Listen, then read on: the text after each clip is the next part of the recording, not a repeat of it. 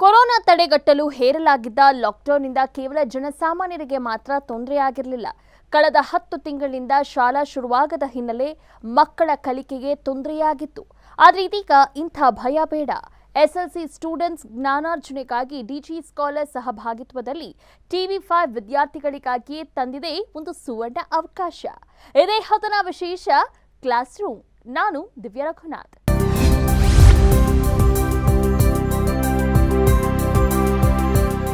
ವಿದ್ಯಾರ್ಥಿಗಳೇ, ಇವತ್ತು ಸಮಾಜ ಮತ್ತು ವಿಜ್ಞಾನ ವಿಷಯಕ್ಕೆ ಸಂಬಂಧಪಟ್ಟಂತೆ ಕೆಲವೊಂದು ಮಾಹಿತಿ ನಿಮ್ಮ ಮುಂದೆ. Hello students, today we are going to discuss 10th standard social science.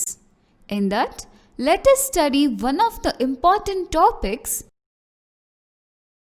that is Indian climate. We learn about the following in this topic: climatic type of India and the factors affecting it. Climatic seasons and their characteristics. And the last, distribution of rainfall in India. We learn about the following in this topic. Let us first study the climate type of India. India has tropical monsoon type of climate.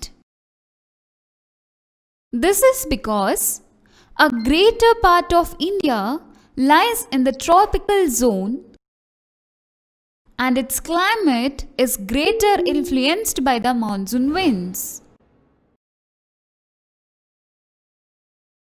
The main factors which influence on the climate of India are location, water bodies, relief features, and monsoon winds.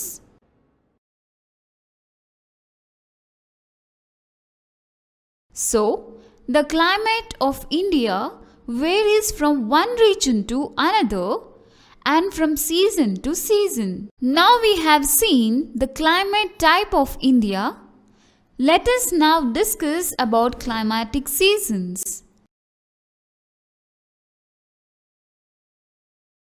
The climate of India, according to the Meteorological Department of India, can be divided into 4 seasons. The winter season, that occurs from December to February. The summer season, that occurs from March to May. The rainy season, that occurs from June to mid-September. And the last, the retreating monsoon season, that occurs from mid-September to November.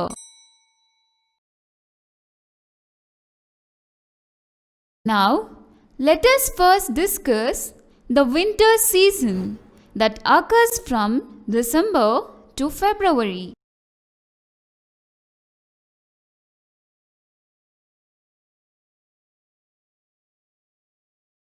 During this season, the rays of the sun fall vertically over the southern hemisphere. India gets oblique rays of the sun.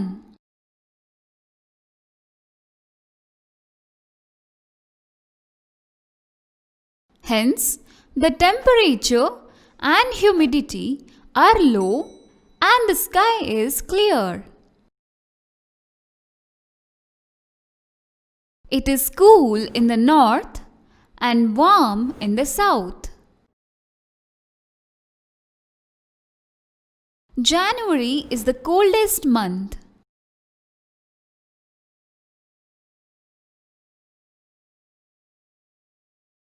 The hilly areas of Kashmir and Himachal Pradesh record the lowest temperature.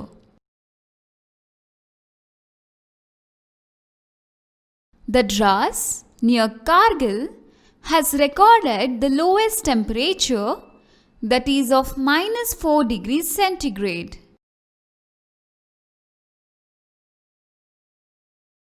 Dew and fogs are common. There is heavy snowfall in the mountain areas. India gets only 2% of its annual rainfall during winter. We have seen the winter season. Now let's discuss the summer season that occurs from March to May. During this season, the sun rays fall vertically over the northern hemisphere. Hence, the temperature is high in India.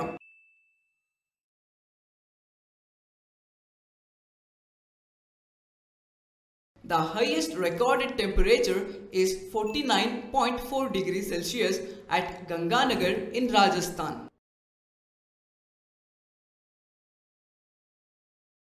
Convectional rain occurs locally in some parts of the country. It is known as Andis in Uttar Pradesh, Kala Baisakis in the West Bengal,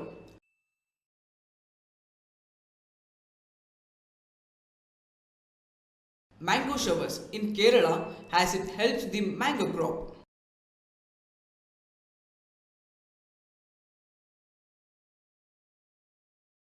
And coffee blossom in Karnataka as it is beneficial to the coffee crop.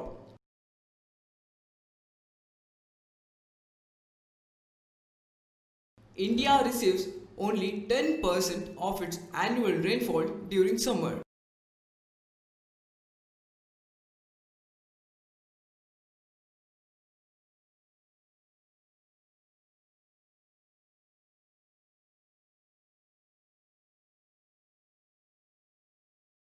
ವಿದ್ಯಾರ್ಥಿಗಳೇ, ಇಂದು ನಾವು 10ನೇ ತರಗತಿಯ ಸಮಾಜ ವಿಜ್ಞಾನ ವಿಷಯದ ಬಗ್ಗೆ ಕಲಿಯೋಣ. ಈಗ ನಾವು ಕಲಿಯುತ್ತಿರುವ ಅಧ್ಯಾಯವು ಭಾರತದ ವಾಯುಗುಣ. ಈ ಅಧ್ಯಾಯದಲ್ಲಿ ಕೆಳಕಂಡ ಅಂಶಗಳನ್ನು ತಿಳಿಯುತ್ತೇವೆ. ಭಾರತದ ವಾಯುಗುಣದ ವಿಧ ಮತ್ತು ಅದನ್ನು ನಿಯಂತ್ರಿಸುವ ಅಂಶಗಳು. ವಾಯುಗುಣದ ಋತುಗಳು ಮತ್ತು ಅವುಗಳ ಗುಣಲಕ್ಷಣಗಳು. ಭಾರತದಲ್ಲಿ ಮಳೆಯ ಹಂಚಿಕೆ.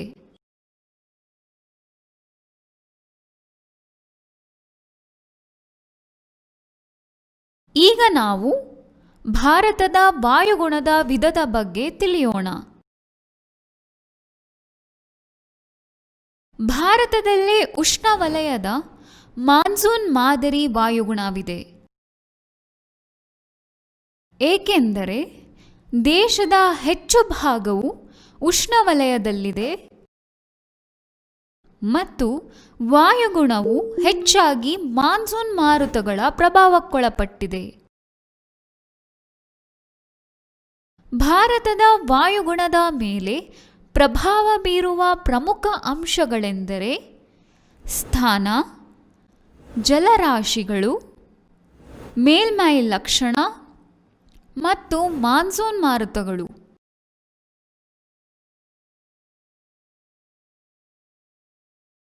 ವಿದ್ಯಾರ್ಥಿಗಳೇ, ಈಗ ನಾವು ವಾಯುಗುಣದ ವಿಧದ ಬಗ್ಗೆ ತಿಳಿದಿದ್ದೇವೆ. ಈಗ ವಾಯುಗುಣದ ಋತುಕಾಲಗಳ ಬಗ್ಗೆ ತಿಳಿಯೋಣ. ಭಾರತದಲ್ಲಿ ಒಂದು ವರ್ಷದ ವಾಯುಗುಣವನ್ನು 4 ಋತುಕಾಲಗಳಾಗಿ ವಿಂಗಡಿಸಬಹುದು. ಚಳಿಗಾಲವು ಡಿಸೆಂಬರ್ ಇಂದ ಫೆಬ್ರವರಿವರೆಗೂ ಇರುತ್ತದೆ. ಬೇಸಿಗೆ ಕಾಲ ಮಾರ್ಚ್ರಿಂದ ಮೇವರೆಗೂ ಇರುತ್ತದೆ.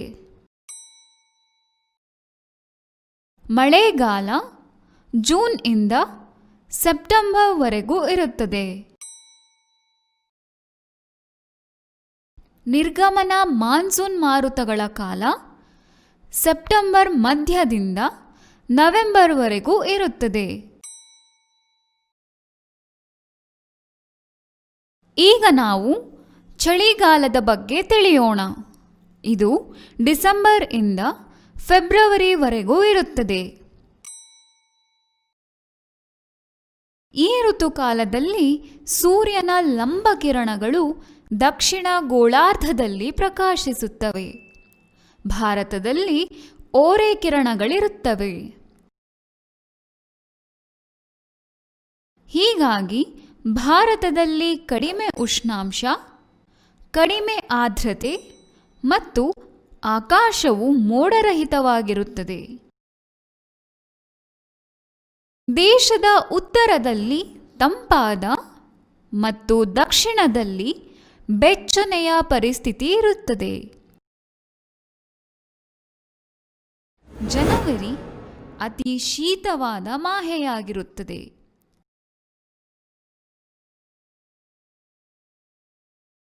ಕಾಶ್ಮೀರ ಮತ್ತು ಹಿಮಾಚಲ ಪ್ರದೇಶಗಳ ಪರ್ವತಗಳಲ್ಲಿ ಅತಿ ಕಡಿಮೆ ಉಷ್ಣಾಂಶವು ದಾಖಲಾಗಿರುತ್ತದೆ.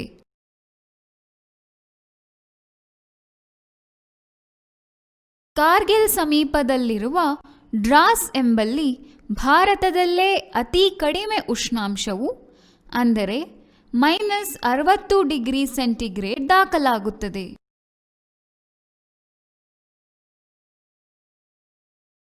ಇಬ್ಬನಿ ಮತ್ತು ಕಾವಳಗಳು ಸರ್ವೇಸಾಮಾನ್ಯ. ಪರ್ವತ ಭಾಗಗಳಲ್ಲಿ ಹೆಚ್ಚು ಹಿಮವೃಷ್ಟಿಯಾಗುತ್ತದೆ. ಈ ಅವಧಿಯಲ್ಲಿ ಭಾರತವು ತನ್ನ ವಾರ್ಷಿಕ ಮಳೆಯಲ್ಲಿ 2% ಮಾತ್ರ ಪಡೆಯುತ್ತದೆ. ಈಗ ನಾವು ಚಳಿಗಾಲದ ಬಗ್ಗೆ ತಿಳಿದಿದ್ದೇವೆ. ಈಗ ಬೇಸಿಗೆ ಕಾಲ, ಇದು ಮಾರ್ಚ್ರಿಂದ ಮೇವರೆಗೂ ಇರುತ್ತದೆ. ಇದರ ಬಗ್ಗೆ ತಿಳಿಯೋಣ. ಈ ಅವಧಿಯಲ್ಲಿ ಸೂರ್ಯನ ಲಂಬ ಕಿರಣಗಳು ಉತ್ತರ ಗೋಳಾರ್ಧದಲ್ಲಿ ಬೀಳುವುದು. ಹೀಗಾಗಿ ಭಾರತದಲ್ಲಿ ಉಷ್ಣಾಂಶವು ಹೆಚ್ಚು.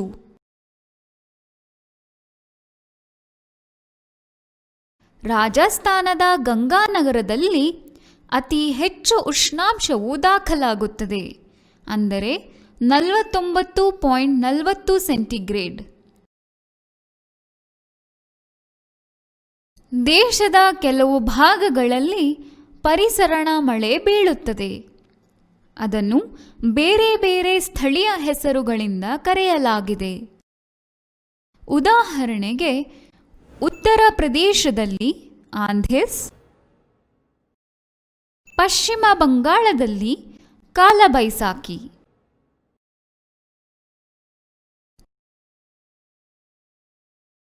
ಇದು ಮಾವಿನ ಬೆಳೆಗೆ ನೆರವಾಗುವುದರಿಂದ ಕೇರಳದಲ್ಲಿ ಮಾವಿನ ಹೊಯ್ಲು ಮತ್ತು ಕರ್ನಾಟಕದಲ್ಲಿ ಕಾಫಿ ಬೆಳೆಗೆ ನೆರವಾಗುವುದರಿಂದ ಕಾಫಿಯ ಹೂಮಳೆ ಎಂದು ಕರೆಯಲಾಗಿದೆ. ಭಾರತದ ವಾರ್ಷಿಕ ಮಳೆ ಹಂಚಿಕೆಯಲ್ಲಿ 10% ಬೇಸಿಗೆಯಲ್ಲಿ ಬೀಳುವುದು. Hello students, today we are going to discuss 10th standard social science. In that, let us study the chapter India's relations with other countries. In this topic, we'll learn relationship between India and China, relationship between India and Pakistan, relationship between India and Russia, relationship between India and USA. Our family can never prosper without interacting with another family. Similarly, our country can never progress without interacting with another country. In this globalized and modernized environment, it is inevitable for a country to have relationship with another country. In the fourth part of our constitution, under Article 51, international peace and coexistence is explained. It is discussed under directive principles of the state. India strives to have cordial relationships with other countries as per the directions of the Constitution. Let's look into the first topic of this chapter, relationship with major neighbor countries. Now, let us see the relationship between India and China. China is a big country which borders India. The relationship between China and India goes back to Mesopotamia and Sindhu River civilization times. Buddhism originated in India has found wide acceptance in China. The silk trade between China and India is discussed in Kautilya's Arthashastra. After the emergence of India and China as two sovereign republics, their mutual relationships were guided by Panchashila principles.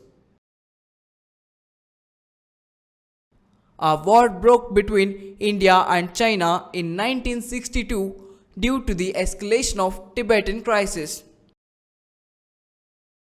After the war, border disputes arose and these disputes still remain unresolved. The insistence of China that Arunachal Pradesh belongs to it is one of the main bone of contentions between the two countries. Both the countries have the highest population and both are identified as the leading economies of the world. India has established good trade relationship between China after 1980s and this has further cemented its relationship. Now, let us see the relationship between India and Pakistan. Pakistan is not only a neighboring country but was an integral part of India during pre-independent period. But after the India Independent Act of 1947, both countries became independent sovereign countries. Issues like terrorism, Jammu and Kashmir issue, and water sharing disputes are there between both the countries. In order to improve the bilateral ties between both the countries, many agreements like Tashkent Agreement, Shimla Agreement, Lahore Bus Yatra have been entered. But agreements like this have yielded very less.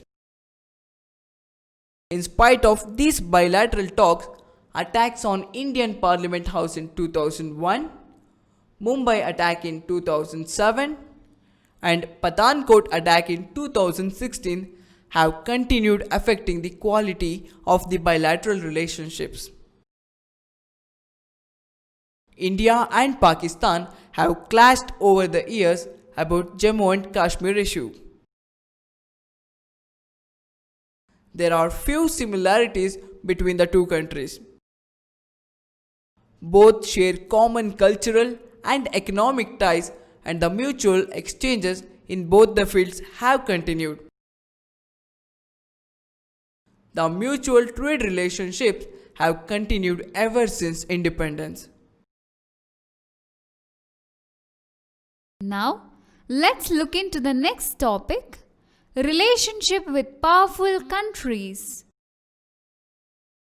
Now, let us see the relationship between India and Russia. India has cordial relationship with Russia. It had similar relationship with United Socialist Soviet Russia also. Even though India followed non-aligned policy, it had good relationship with Russia in the field of economics, politics, and other areas. USSR had supported the Tashkent Agreement between India and Pakistan in 1966.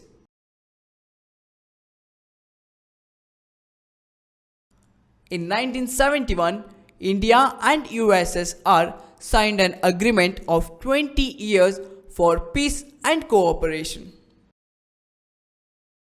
USSR had supported for the establishment of Bhilai and Bokaro steel plants. India has taken major support from Russia to improve its industries and technology.